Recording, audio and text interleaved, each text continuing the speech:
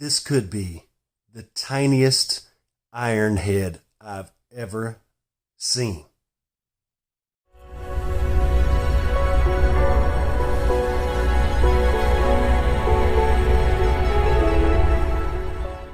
Alright guys, welcome back to Golf Test Dummy, the channel where I use my game to help your game, hopefully. Today, I apologize, but I'm going to have to do this vlog from inside the house. Let me explain. Okay, so what's going on right now is the COVID-19 virus is taking over the entire country. We're here in the U.S., I'm in North Carolina. The government, local and federal, state, all that are starting to take measures to try and contain this or diminish it or minimize the negative effects of it as much as possible. That's not why I'm doing my vlog inside today. It is mid-March here in North Carolina, and we've had some weird kind of weather, and we've actually had an early spring start. And as of now, the pollen is just blanketing the entire area outside the house. It's just everywhere, and I have really bad allergies in the spring and the fall. Sometimes they're better than others. Some seasons are worse than others, but long story short, I am just now recovering from about 4 days of having my severe allergies manifest themselves in such a way as to, I was worried for a while if I had the novel coronavirus, the COVID-19 virus, because I started getting a little bit of fever, I started getting a scratchy throat, I started having some aches and some pains, things like that. So I was like, okay, what's happening? But it turns out it was just a cold brought on by severe allergies. So now I'm recovering. Alright, so let's get right down to the meat of this video. Today's topic is players' irons versus game improvement clubs. Now, the narrative that's been pushed on all of us is that if you're a player, if you're a great ball striker, if you're a really low handicapper, you can play blades if you'd like to. But if you're a mid to high handicapper, an average golfer, a weekend golfer, you're not a great ball striker, you gotta play the super mega cavity back game improvement irons that they have out on the market, right? This is nothing new. There's tons of vloggers out there that have done the comparisons between cavities and blades. They've done them on simulators, they've done them on course, they've done them with mid handicappers, they've done them with high handicappers, low handicappers. They've done all sorts of tests on these to try and dispel myths and prove certain theories and just provide some insight. And really, it's gone a long way to try and change a few people's minds as to some of the myths behind cavity and game improvement irons. And that's great. This is a different video. This is a completely different point. You do hear occasionally some people come out and say things like, ultimately, you've just got to hit the irons that you want to hit that look good to you and instill confidence in you. And then you kind of go from there and you figure out what works, and maybe you can play blades. Hey, if it works for you, great, buy them and play blades. But secretly, under their breath, they're probably saying something like, good luck hitting those butter knives. So they're not really doing anybody any service by saying that. There's still the majority of the average or mid-handicap golfers that are coming out and they're just thinking to themselves, I can't play blades, I'm not good enough to play blades. Why would I hit blades when I can hit these cavity backs and hit the ball as well as I possibly can? That's what I want to do, right? Is lower my score and play better, hit the ball further, hit the ball more accurate. Why would I even consider playing blades even if I am a good player, right? That may be true. And if you're just looking to drop your scores and you don't care about your skill at all, you're fine with the clubs doing all the work for you, then hey, continue playing those cavity back irons. But for me personally, I'm interested in increasing my golf skill. I don't want the club doing all of the work for me. How do I go about improving my skill? Well, learning how to hit one of these is a pretty good start in my opinion. Here's why. What's the first thing that people say when they look at clubs like this for the most part? That makes my hands hurt just looking at it. Oh, I couldn't hit that. Look at the size of that. It's barely bigger than the ball. You catch that ball wrong and you'll know all about it. It'll go up through your bones. That's what you hear all the average golfers and all the low confidence golfers say all the time. They have this sort of self-deprecating humor about themselves that all they're going to do is top this club and shank it and just miss the ball completely because the head's so small. And they all just sort of make jokes about themselves because they don't feel confident. They don't feel like they have the skill to hit these clubs. Well, how do you do anything? How do you become skilled at anything? You practice. You practice with it. If you don't know how to chop an onion properly, what do? You get a knife, you get an onion, and you start chopping. Yeah, your first pieces and your first cuts, they're going to be terrible, and you're going to be slow at it. But if you chop enough onions, you're going to become very proficient with a knife, and you're going to know how to chop an onion in your sleep, in the dark, blindfolded, while you're drugged. So the whole theory that I have lately is this. If I want to improve my skill, and I really want to improve my game, I need to start playing these instead of those giant mega cavity backs that they sell out of the big box stores. All those do is mask imperfections and lack of skill in your golf game. They mask it, they cover it up. It's a crutch, it's a band-aid, it's a whitewash. It just covers up where you are unskilled in golf. If you hit enough bad shots like that, eventually you're going to learn how to not hit those bad shots if you stay with it and you keep at it. That's what I'm going to do with these. Now, in my recent video where I went out and I put up the black and white with vintage club course vlog, which not many of you have watched, by the way, and it's honestly my favorite video. I think it's the best thing I ever produced. You need to go watch it and give it a thumbs up and leave some comments. But in that video, I had really low expectations going in. I thought, man, I'm not going to be able to hit these clubs very well. They're not going to produce a whole lot.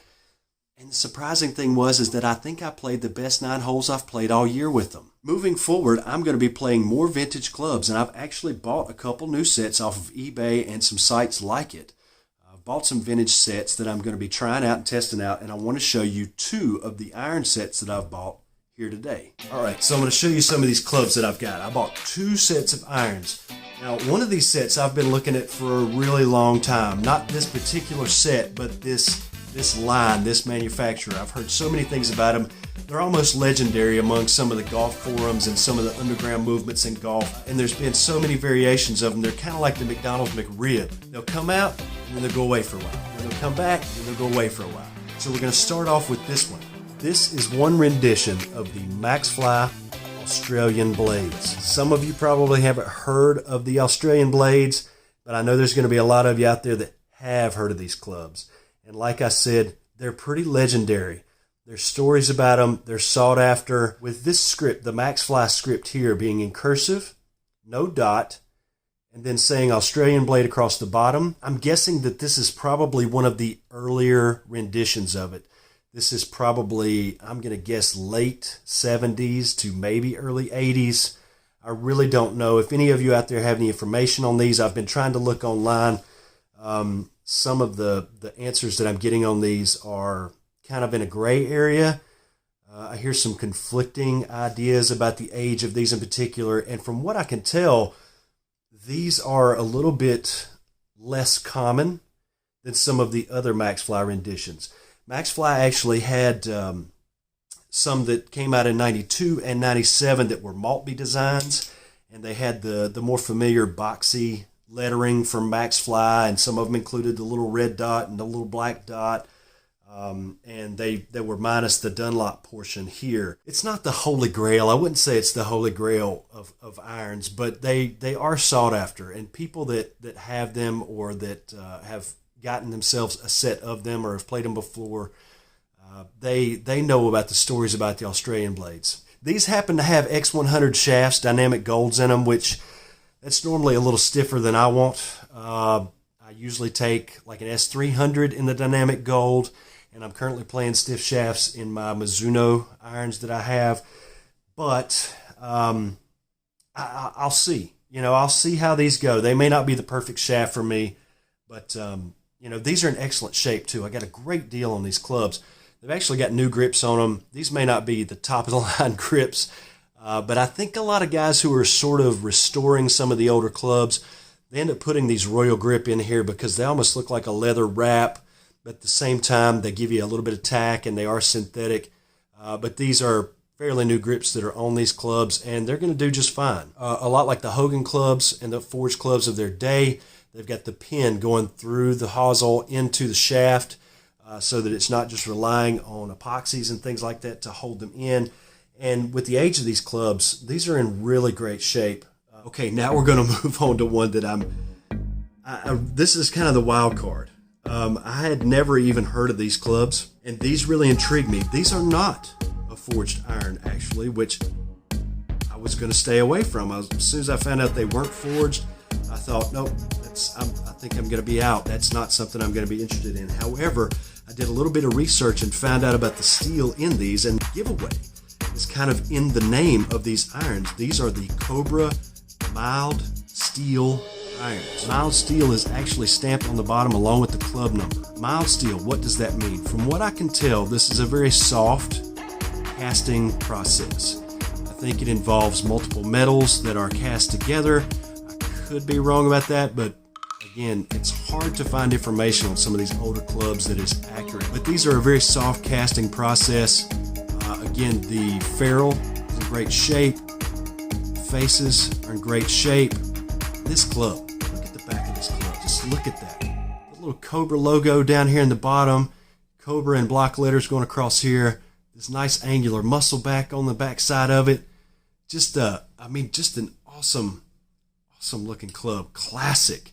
And again, we've been taught to be so scared of these. We're supposed to be scared of these clubs. We're supposed to be scared to hit them.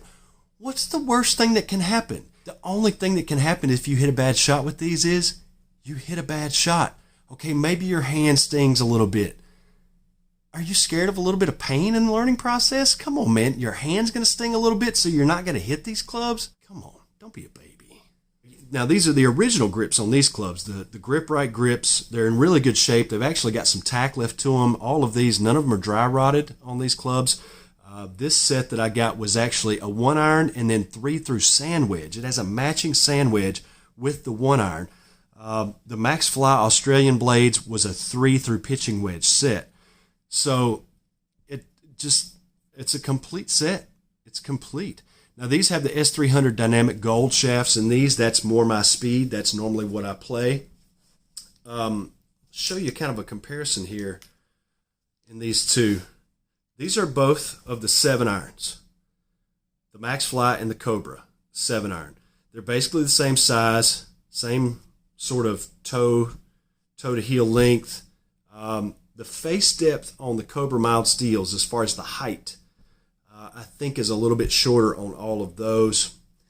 Especially like this is the 1 iron from the mild steel. There's 2 fingers. Look at that. Look at that. That is the definition of a butter knife. And so many people get stricken with fear when they look at that, and they're just scared. Oh, I ain't trying to hit that. You're scared to hit a golf club? Come on, man. Give it a try. What's the worst that could happen? You hit a bad shot and your hand stings a little bit. Again, you're not going to get shipped off to Antarctica to man some radio post off in the ice for the rest of eternity. It's a bad shot, so try and hit another one. Hit it better. I can't wait to get out and hit these clubs. These are going to be spectacular. Now, I've got one vintage bag to hold one set of these clubs. My Hogan's, the Hogan Directors with the Titleist driver and woods, those are in an old lightweight stand bag. But the bag that I got for one set of these irons is a period bag. It is of the period, meaning it's 70s and 80s. I also got some head covers that were a great deal. I'm trying to find vintage head covers, not modern head covers, to go on the persimmons. I'm currently looking for another complete set of persimmon woods that are in better shape than the Titleist Tour models that I have. I've got to get another vintage bag to hold this other set of irons and clubs that I'm going to get. So I'll be building my collection as time goes on. Throughout the year, you'll see I'll start adding some things, and I'll share those with you as I get them. It's not something you can just go out and find immediately. You might have to wait. You might have to be patient. You might have to just wait for that one special deal, that one special club to come along, and then try and snatch it up. But these are really, I think, going to improve my ball striking because, like I said, if you can hit these, you can hit anything. And really, I want to improve my skill, not just my scores. If I improve my skill, my scores should improve. And if I improve my scores, that doesn't necessarily improve my skill. Yeah, that makes complete sense. Your skills are what you need to improve, and that's what I'm trying to do. So get away from all these game improvement irons. Don't be so scared and don't listen to what everybody's telling you.